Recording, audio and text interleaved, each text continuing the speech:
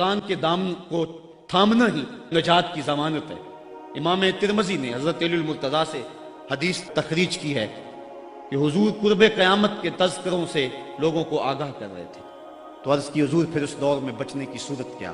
تو فرمایا اللہ کی کتاب قرآن مجید، جو اس کتاب سے جڑ جائے گا بچ جائے گا، اور جو اس کتاب سے پہلو تہی کرتا رہا اللہ اسے گمراہ کر دے گا۔ یہ وہ پاکیزہ کتاب ہے جو روشنیوں کا منبع ہے۔ قرآن مجید کے 5 حق ہیں، اس پہ الگ بحث کی جا سکتی ہے، لیکن میں ایک بات آپ کے سامنے رکھنا چاہتا ہوں بڑے درد دل کے ساتھ، کہ کیا ہم نے قرآن مجید کے حقوق کو پہچانا؟ آج ہم قرآن مجید کے ساتھ جو اس کتاب ہدایت کا تقاضا تھا کیا ہم نے پورا کیا؟ یہ بات درست ہے کہ گھر میں قرآن ہوگا تو برکتیں اتریں گی، اس بات کا بھی کوئی انکار نہیں کرتا۔ مکان بنایا، فیکٹری بنائی ہے، دکان بنائی ہے، تو بچوں کو بلا کے قرآن مجید کی تلاوت کروا لیں، برکت ہوگی۔ میں اس کا انکار بھی نہیں کرتا کہ مرنے والے کی روح کو اصالِ ثواب کریں گے تو اس کی قبر میں نور اترے گا۔ یہ بات بھی درست ہے کہ قرآن کے نور کے مقابلے میں کوئی ناری مخلوق نہیں ٹھہر سکتی، اس کے الفاظ کا دم کریں تو شفا نصیب ہوگی۔ لیکن مجھے بتاؤ، کیا قرآن مجید کے نزول کا مقصد یہ تھا؟ آپ کے شہر اقبال میں ہو، آؤ اقبال سے پوچھ لیتے ہیں، بڑی خوبصورت بات کر گیا۔ ببندے صوفی و ملا اسیری، حیات از حکمت قرآن گیری، بآیاتش ترا کار جزی نیست، کیا از یاسین او آساں بمیری۔ وہ کہتا تو جاہل صوفی اور کاہل ملا کے ایسے پھندے میں پھنسا کہ تو نے قرآن سے زندگی تلاش نہیں کی۔ قرآن کی آیتوں سے تجھے صرف اتنا ہی کام رہ گیا کہ جب تیرے بوڑھے کی روح اٹک گئی تو سورہ یاسین لے کے بیٹھ گیا تاکہ اس کی روح آسانی سے نکلے۔ اقبال کہتے اس میں کوئی شک نہیں ہے کہ اس کی روح آسانی سے نکل جائے گی، لیکن مجھے تو افسوس تیرے پہ یہ ہے کہ تو نے قرآن سے بھی مرنا ہی سیکھا۔ جس قرآن سے تو نے مرنا سیکھا، کاش اس قرآن سے تو نے جینا بھی سیکھ لیا ہوتا۔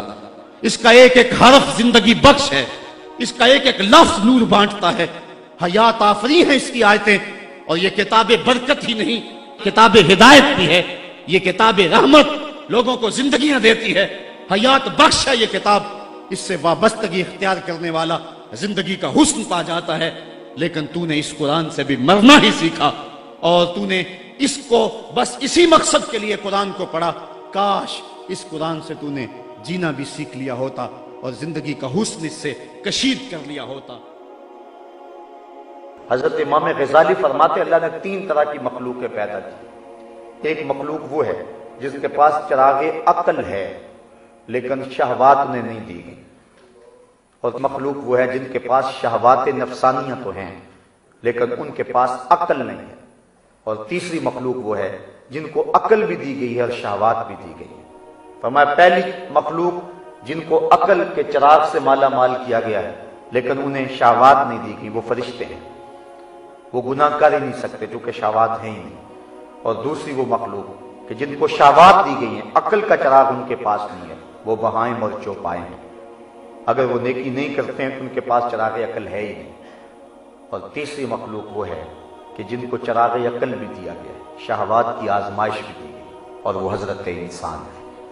اور اگر یہ شہوات کے ہوتے ہوئے چراغ عقل سے کام لے تو فرشتوں سے بہتر ہوتا ہے، اور اگر یہ عقل کے ہوتے ہوئے شہوات سے ہی کام لے اور عقل کو چھوڑ دے تو پھر یہ جانوروں سے بھی بدتر ہوتا ہے۔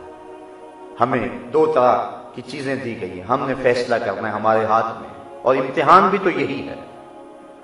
اگر ایک نابینا شخص کہے کہ میں نے آج تک کبھی غیر محرم کے چہرے کو نہیں دیکھا ہے تو بتاؤ یہ اس کا کمال ہے؟ آج تک سینما گھر نہیں گیا ہوں، آج تک میں نے فلم نہیں دیکھی ہے تو بتاؤ یہ اس کا کمال ہے؟ ایک شخص پیدائشی نابینا ہے، اگر وہ کہے تو یہ اس کا کمال نہیں ہے۔ کمال تو اس کا ہے کہ آنکھوں میں بجلیاں رکھی ہوئی اور نظارے قطار اندر قطار، لیکن پھر بھی وہ نظر اٹھا کر نہیں دیکھتا اللہ سے ڈرتے ہوئے۔ کمال اس کا ہے۔ کمال اس کا نہیں ہے کہ جو پانی کے قریب نہ جائے اور کہے کہ میرے پر گیلے نہیں ہوئے۔ کمال تو اس کا ہے، اس مرغابی کا، کہ جو پانی کے اندر رہتی بھی ہے اور جب باہر نکلتی ہے پروں میں ایک قطرہ بھی جذب نہیں رہنے دیتی۔ انسان کو شہوات بھی دی گئی ہیں، آزمائشوں کی کائنات بھی ہے، قطار اندر قطار نظارے بھی ہیں، قدموں میں بچھ رہا ہے، آرزوؤں کا ہجوم ہے، جوانی کا باغپن ہے، زندگی کی رنگینیاں اس کو کھینچ رہی ہیں، لیکن وہ سب کو جھٹک کر کے کہتا ہے کالا معاذ اللہ، میں کبھی بھی نظر اٹھا کر نہیں دیکھوں گا، میرا رب مجھے دیکھ رہا ہے۔ وہ 7ویں کوٹھڑی میں بھی زلیخا سے کہتا ہے کہ میں تیری بات نہیں مان سکتا، میں تیری بات مانوں یا اپنے رب کی بات مانوں؟ تو پھر اس کے لیے رب کی رحمتیں برستی ہیں اور انوار اترتے ہیں۔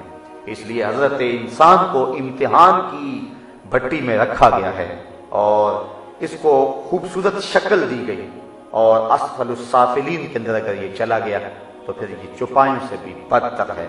ہم نے اپنی زندگی کو دیکھنا ہے کہ ہم کیسے گزار رہے ہیں۔ میں تو ایک بات کہا کرتا ہوں کہ اچھے مسلمان ہونا تو بڑی دور کی بات ہے، ہماری حالت تو یہ ہے کہ ہم اچھے انسان بھی نہیں بن سکے، جو اللہ کا ہم سے تقاضا ہے، ہم تو اچھے انسان بھی نہیں بن سکے۔ میں ایک دن جمعۃ المبارک پڑھانے کے لیے نکلا تو باہر ایک گدھا گاڑی کے پیچھے لکھا ہوا تھا جلنے والے کا منہ کالا، تو میں یقیناً سر پکڑ کے بیٹھ گیا۔ میں نے کہا ہم کس معاشرے میں جی رہے ہیں؟ ایک مزدور آدمی جو صبح سے لے کر شام تک مزدوری کرتا ہے اور بوریاں اٹھا اٹھا کے اپنی ریڑھی پہ رکھ کے اور اپنے بچوں کا رزق کماتا ہے اور شام کو گھر جاتا ہے، تو اس کے پیچھے بھی لکھا ہوا ہے مطلب ہمارا معاشرہ اتنا گرا ہوا ہے کہ اس سے بھی حسد کرنے والے اس معاشرے میں موجود ہیں۔ تو جس معاشرے کی گراوٹ کا عالم یہ ہو تو وہ معاشرہ کیسے پنپ سکتا ہے؟ آج ہماری حالت جہاں تک پہنچ گئی ہے، بات بعض کا تکرار کے ساتھ ہو جاتی ہے، لیکن جب بیماری ہو تو بار بار دوائی ڈاکٹر کو وہی دینا پڑتی ہے۔ معاملہ یہ ہے کہ آج ہماری حالت یہ ہے کہ اگر کوئی باہر واٹر کولر نصب کرتا ہے تو اس کے ساتھ جو گلاس رکھتا ہے تو اس کو بھی زنجیروں کے ساتھ باندھ کے رکھتا ہے۔ ہم اخلاقی پستیوں اور گراوٹوں کا اتنا شکار ہو گئے کہ ہماری دست برد سے وہ گلاس بھی محفوظ نہیں رہتے، ہماری لیٹرینوں کے گندے لوٹے بھی زنجیروں سے جکڑے ہوئے ہوتے ہیں۔ جس قوم کی حالت یہ ہو، اخلاقی گراوٹ کا عالم یہ ہو، اب کس کس بات کو چھیڑوں؟ ایسی ایسی باتیں شرم آتی ہے جو کچھ ہماری اخلاقی حالت بنی ہوئی ہے۔ ہم انسان ہیں اور اللہ نے انسان کو اصل تقویم پیدا کی ہے، اس کو خوبصورت دماغ دیا ہے، اس کو درد رکھنے والا دل دیا ہے، اس کو زندگی کا حسن و جمال دیا ہے، اس کو 2 روشن چراغ دیے۔ الم نجعل لہ عینین ولسانا وشفتین وہدیناہ النجدین۔ اللہ فرماتا ہم نے اس کو 2 آنکھیں، 1 زبان اور 2 ہونٹ نہیں دیے، ہم نے اس کو چراغ ہدایت نہیں دیا۔ الم نجعل لہ عینین ولسانا وشفتین وہدیناہ النجدین، اس کو سب کچھ دیا، اس کو پتا ہے جب یہ میز کے نیچے سے رشوت لے رہا ہوتا ہے، اندر مفتی اس کو کہہ رہا ہوتا ہے کہ تو غلط کر رہا ہے۔ جب کسی کا گھر اجاڑتا ہے اس کو پتا ہوتا ہے میں غلط کر رہا ہوں۔ جب کسی کی آبرو لوٹتا ہے تو اس کو اپنی بہن یاد نہیں ہوتی ہے، اس کو اپنی بیٹی یاد نہیں ہوتی ہے۔ جب ملک کے راز بیچتا ہے، جب اسلام کے قوانین پامال کرتا ہے، جب غریبوں کا خون نچوڑتا ہے اور ہڈیاں توڑتا ہے تو اس کو اس وقت کچھ یاد نہیں ہوتا ہے، انسانی تقاضے بھول جاتا ہے۔ یہ رات کی تاریکیوں اور دن کے اجالوں میں جو بھی جرم کر رہا ہے رب دیکھ رہا ہے، اس کی نظروں سے یہ پوشیدہ نہیں ہے۔ اگر یہ اپنی عقل کے چراغ کی روشنی میں چلنا سیکھ جائے تو زندگی کا جمال اس کو نصیب ہوگا، لیکن اتنا گر جاتا ہے اس کو کسی چیز کی پرواہ بھی نہیں ہوتی ہے اور یہ انسانی قدروں کو پامال کر دیتا ہے۔ اللہ اکبر، یہ اس قدر گراوٹ کا شکار ہوتا ہے کہ اس کو انسان کہتے ہوئے شرم آتی ہے۔ بلکہ میرے رب نے بل ہم عدل بھی اس میں تفضیل کا صیغہ ہے، یعنی جو ہے وہ گمراہی کے سب سے آخری درجے میں پہنچ جاتا ہے۔ جانوروں اور باقی جو بہائم ہیں ان سے بھی یہ بدتر ہو جاتا ہے۔